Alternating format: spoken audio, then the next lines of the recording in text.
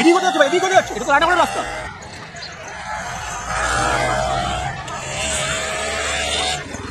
এই কোথায় এলো ভাই? আরে আরে কি হলো?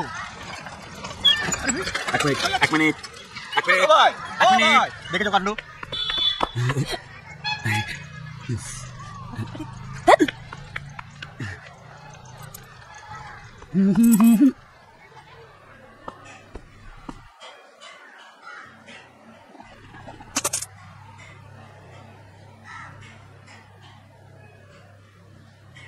কে কে?